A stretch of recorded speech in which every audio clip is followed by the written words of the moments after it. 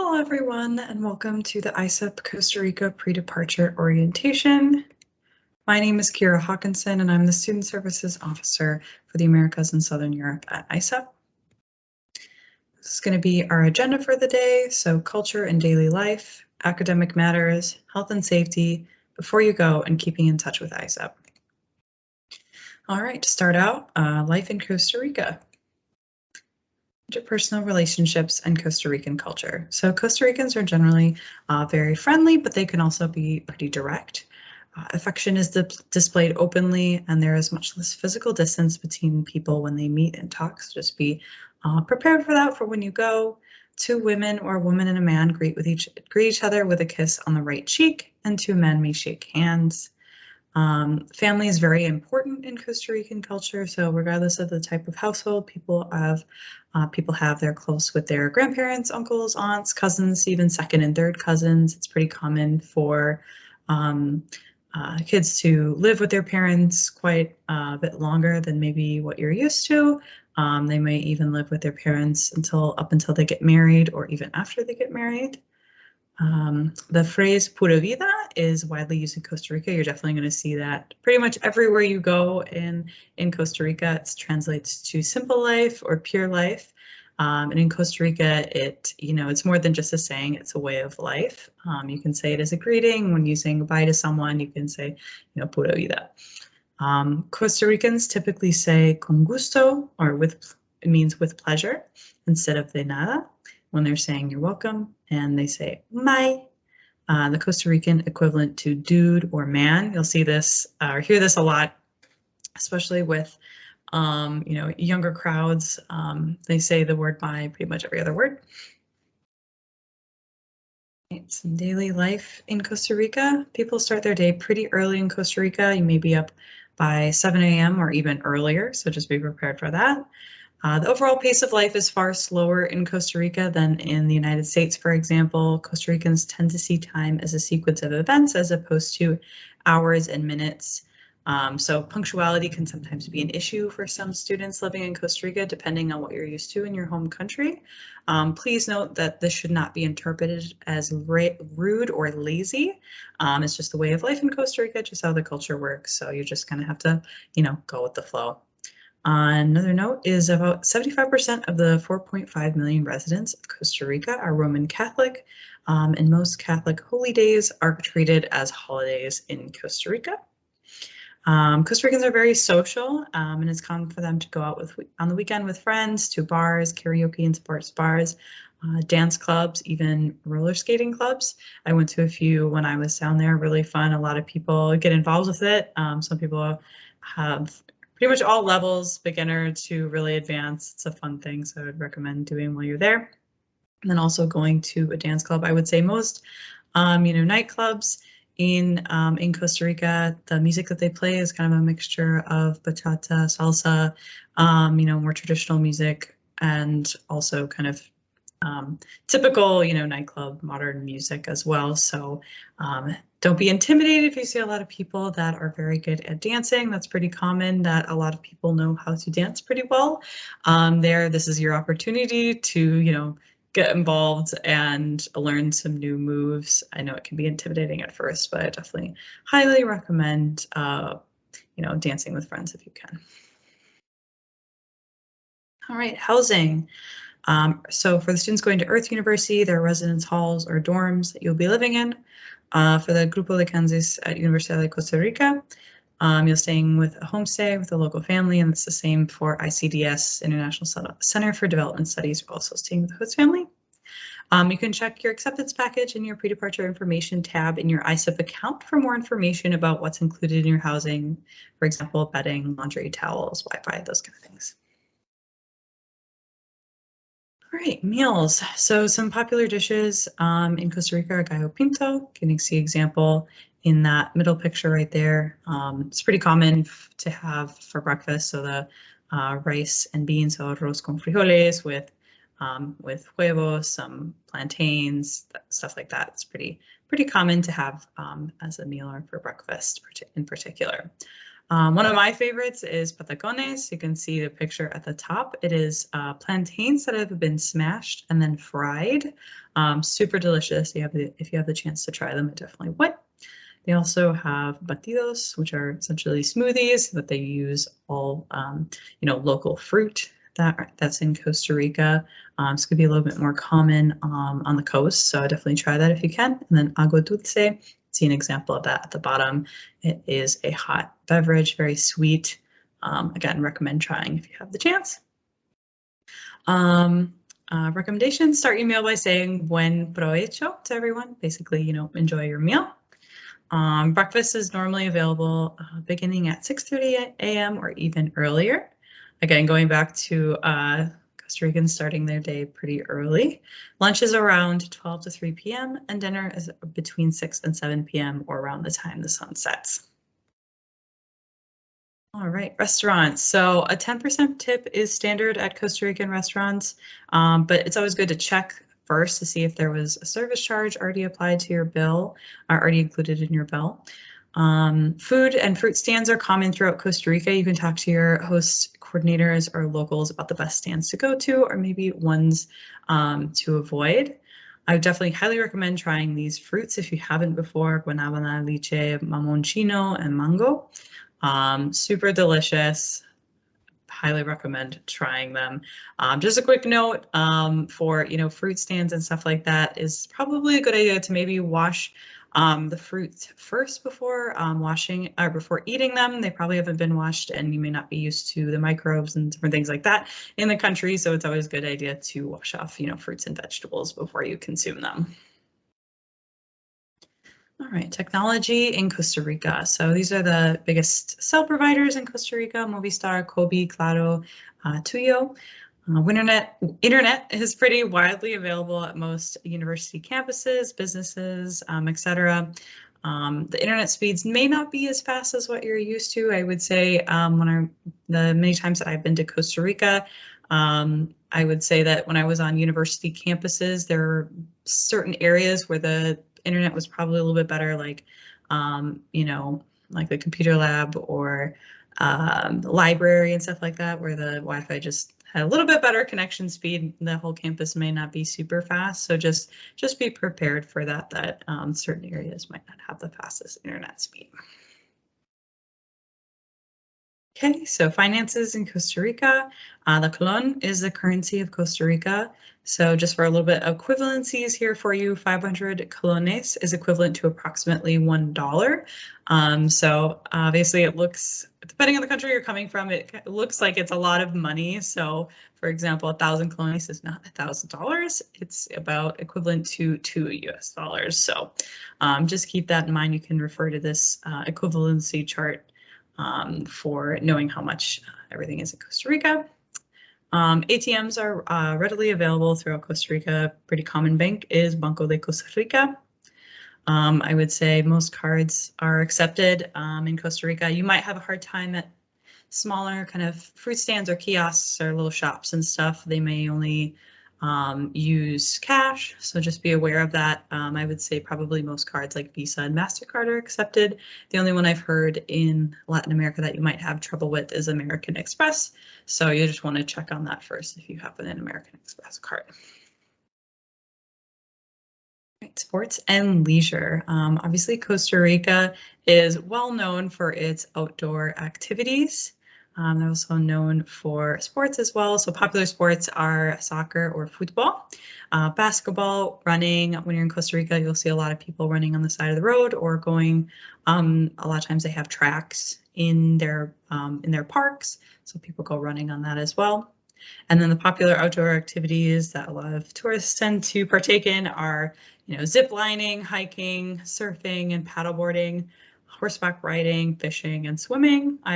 I think, done pretty much all of these activities in Costa Rica. So if you have the chance, I would definitely do it and take advantage of all the amazing activities that you can do while in Costa Rica.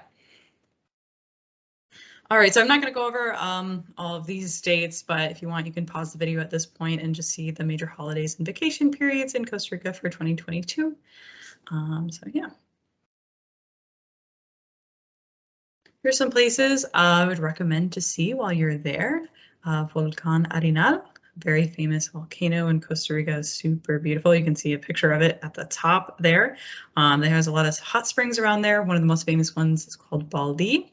I think it's one of the biggest, or if not the biggest, hot springs in the world, and I've been to it personally, and it's amazing. There's a lot of hot springs though located throughout Costa Rica, so if you have the chance, definitely go. Rio Celeste, you can see a picture of it. It's that waterfall on the side there. That's kind of got the aquamarine color. Yes, it is actually that color in real life. I think it has something to do with the minerals that are in the water. It's a great place to hike. And all along there, there's like a stream and river, and then the water and a couple waterfalls. And the water is so beautiful. Quick note, though, I will say, try to avoid going there on a day that it's very rainy and stormy, or else it will be Rio Café, as they say, because it will be brown because of the rain. Another volcano you can go see is Volcán Irasu. It's in Cartago. Really cool hike to do. Also very beautiful volcano. Teatro Nacional de Costa Rica is a famous theater. Beautiful old architecture within San Jose.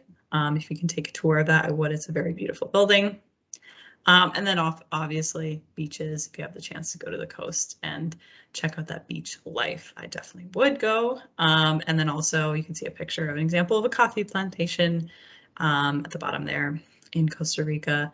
If you have the chance, Costa Rica is known for their coffee, so it's great to be able to do some maybe taste testing, see how the process works, and buy some Costa Rican coffee. All right. Quick note about culture shock. Obviously, it's a very real thing that can happen to anyone when you're experiencing a new culture, especially for a longer period of time. You can see a little graph here that how culture shock typically works is you kind of have that exciting honeymoon period, everything's just great, and then it kind of sinks in that you're going to be here for a while and that maybe things aren't jiving how you thought they would, or the culture is a lot different from what you're used to, having some issues, maybe, speaking the language or something like that. And then it goes up again from there, and then maybe another down period again. So just know that this is kind of a natural adjustment period, or thing that happens to students or particular study abroad students when they're adjusting to a new culture. Obviously, if it gets to the point where it's too overwhelming, or you're having a lot of issues, or you just feel like you're not having a good time or adjusting very well, definitely reach out to me or your host coordinator to let us know. Obviously, we're not going to know if you don't say anything, so reach out if you're feeling like you're not adjusting well. All right, I'm not going to read over these responses, but if you want to pause the video at this point, you can read over these reflections from past ISEP students. Moving on to academics. All right, the higher education system in Costa Rica, students typically enroll directly into a specific carrera or field of study, and then they begin work on their bachelor's degree. Students generally cannot enter university as undeclared or undecided. They have to know what they're going to do when they go into university. I think you can make changes, obviously, once you've started university, but you have to have an idea of what you want to do before you start. Depending on the carrera, students may take from 4 to 7 years to complete their undergraduate studies, which, is a little bit longer than maybe what you're used to, the typical, maybe 3 to 5 years. Costa Rica has 5 public universities located in the major cities and regional campuses throughout the country. Campus culture. All students studying the same carrera are required to take certain classes each year with their department. As a result, students are grouped together in a cohort and see each other almost exclusively throughout the academic day. So some ISEP students have found that it is a good way to get to know local students if they take 2 or more classes within the same carrera and year. This also can avoid scheduling conflicts as well. The Costa Rican academic system places a large emphasis on group work over individual assignments. Students will write papers, complete exams, and create presentations all in small groups. While Costa Rican students are generally friendly and welcoming, ISEP students should try to make an effort to introduce yourself and get to know their classmates during the first few classes. Again, Costa Ricans are super nice and really want to learn more about you and interact with you, but sometimes you might just have to instigate the interaction first. So. And for the student, this is more for the students who are going to be going for a longer period of time. You can ask your ISEP course coordinator about, student organizations, groups, teams, different things like that that you can join on campus. All right, class exams. Class time is usually divided between lectures and activities. Professors will expect students to take notes on lectures and complete any assigned reading or homework. Student participation and discussion is usually encouraged, and professors may spend a large portion of the class asking students questions about the reading material or lecture content. Regular attendance is super important. Students are expected to go to class, so if you miss multiple classes without a reason, this may result in an automatic failing grade, so definitely go to class. A student's final grade is comprised of multiple assignments, including papers, presentations, quizzes, tests, and other work. It's, pretty standard. Professors may also give a mark for attendance or class participation. All courses have a final exam period, and professors may also choose to give a midterm exam. The final exam usually has a written component, but may also include a presentation or other group exercise. Okay, so a little bit on the grading system. ISEP students, again, if this is more for if you're doing a longer term program, ISEP students will generally take 12 to 18 credits during the semester, or 4 to 6 courses. Each credit is equal to 15 contact hours, so courses are generally around 3 or 4 credits. Some may grant 1 or 2, it just depends on the required work of the class and how often the course meets. You can see an example of the equivalency they do through 0 through 10 as their grading scale, so you can see US equivalent on this page.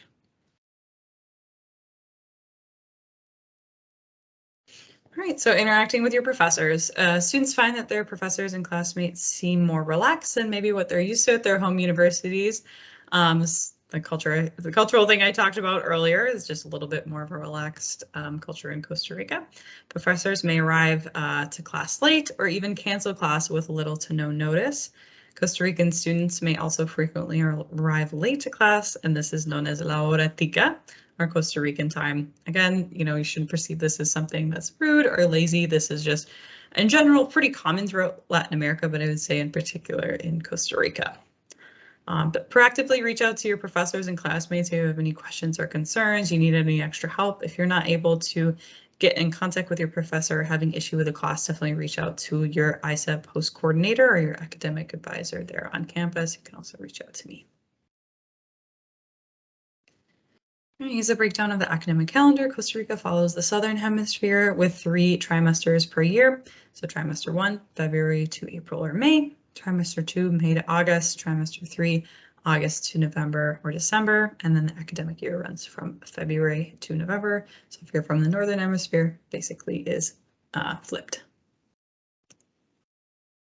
All right, on to health and safety.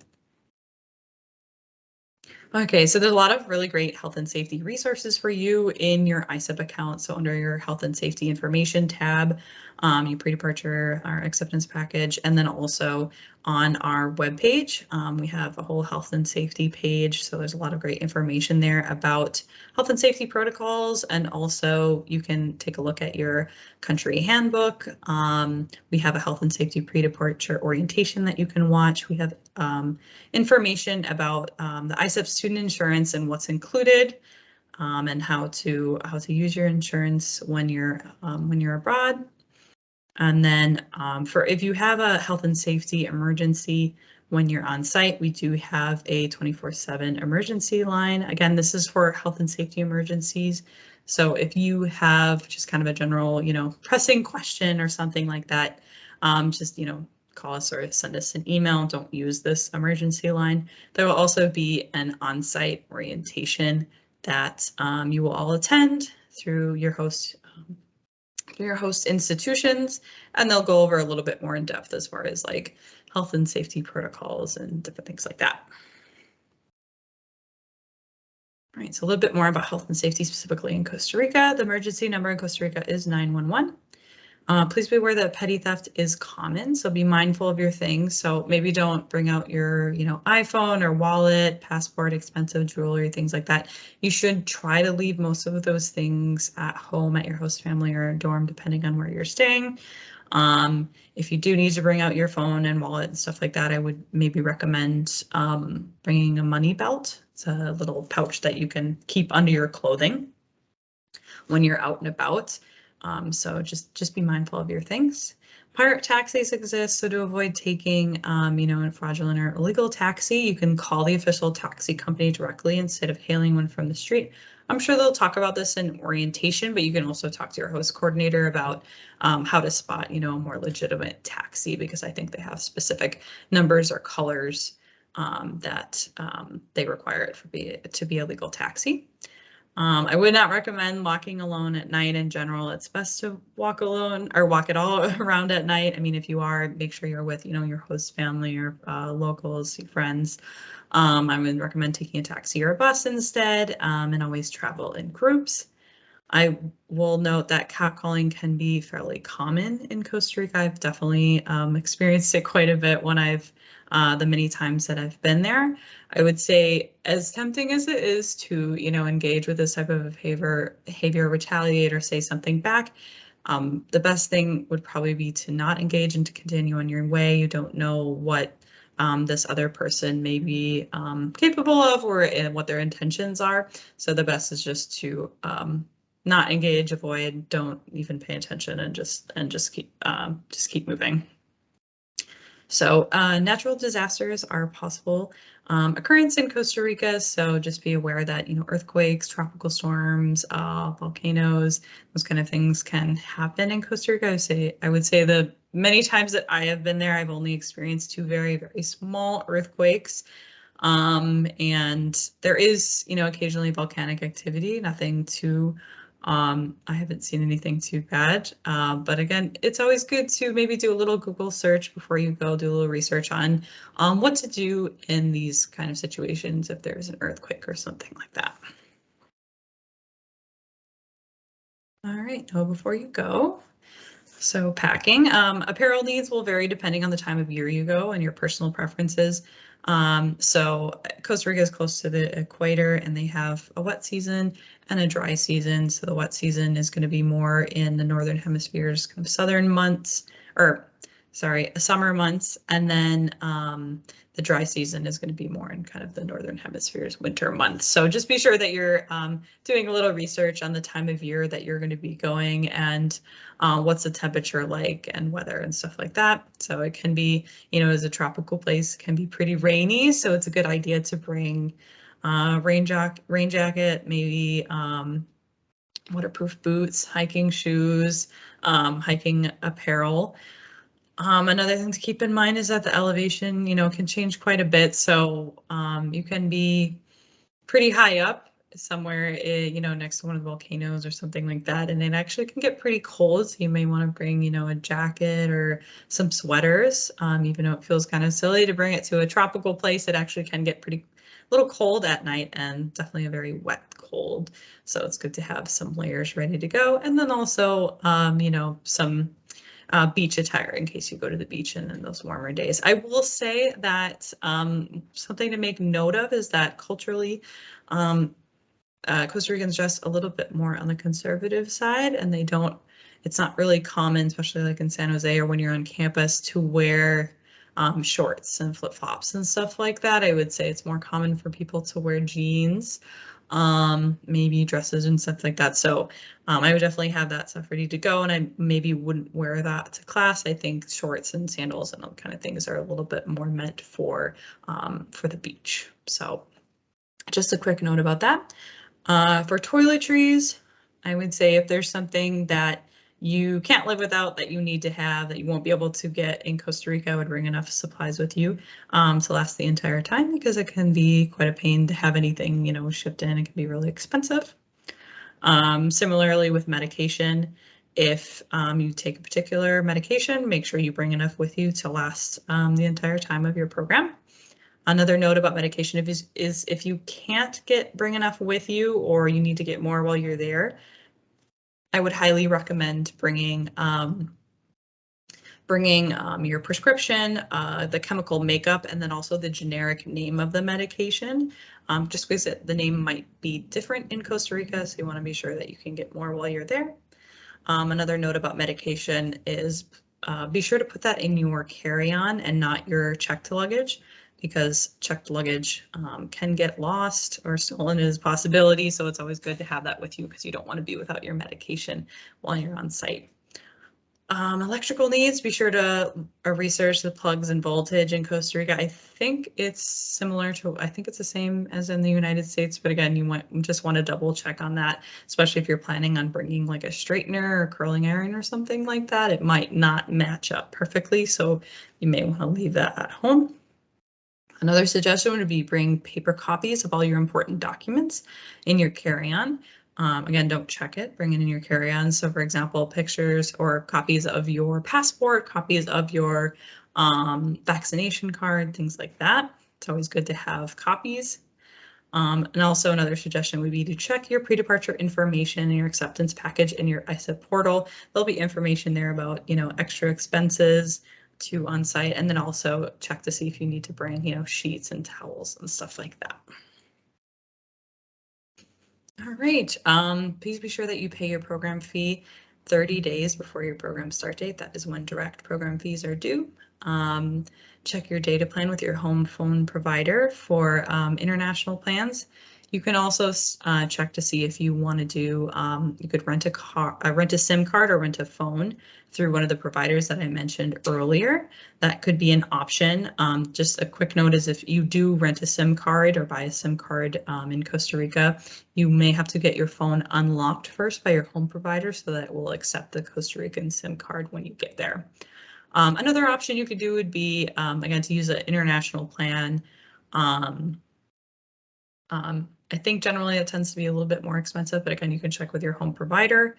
You could also, use your, iPhone or something like that in when you have Wi-Fi, and then get like maybe a little burner phone through one of the providers. That's what I did when I studied abroad in Latin America. I used my iPhone when I had Wi-Fi connection, and then I used a little burner phone just to call my host family and stuff. And it's just a little phone that you can add minutes to, very simple.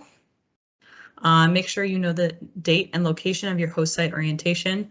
Information should be in your pre-departure information tab, but more specifics will likely come from an email from your host coordinator. So just be sure that you're paying attention to any emails that you get from me or from your host coordinator or host university or institution. Write down the address of where you're going and carry it in your carry-on. Make sure that you've received your host family's information before you go. They likely, your host institution should send you your host information before you arrive in Costa Rica, so just be sure that you have that. And also check your pre-departure information about airport pickup. You'll likely have an airport pickup that's available to you, but you may need to let them know in advance in the day that you're arriving for this to be an option. So again, check your pre-departure information tab to figure out what the process is for this. Make something I mentioned earlier, make electronic copies of all your important documents and upload them to a Google Drive or other online storage system, just in case you lose the other copies that you made and you need to, print off another picture of your passport or something like that. Another quick note that's not mentioned here is a good idea is to make sure to let your bank know that you're going to be traveling to Costa Rica. You don't want to be in a situation where your card gets frozen your first day in Costa Rica because you didn't let your bank know. Keeping in touch. Determine before you leave how you plan to stay in touch with family and friends back home. We have tips for staying in touch on our website, so you can take a look at that. Remember to let your family know that you've gotten there safe. If you know you're not going to have access to Wi-Fi or be able to call them right away, tell them that before you leave. And then as soon as you have access to Wi-Fi, let them know that you got there safe so that they know that you're doing well and there's no panic. All right, and you can connect with ISEP students and share your story through our, social media platforms. If you want, you can become a digital ambassador. You could make a blog for us. You could do Instagram takeover where you do kind of a day in the life in Costa Rica. So if you're interested in doing something like that, feel free to reach out to us. And then every time you post a picture or a video, be sure to do hashtag ISEP study abroad. We love to see what's going on, all your updates, how you're doing abroad. We love to see it. All right, I think that's it. So if you have any further questions or concerns, feel free to reach out to me and your host coordinator. And I hope you have a wonderful time in Costa Rica. Pura vida.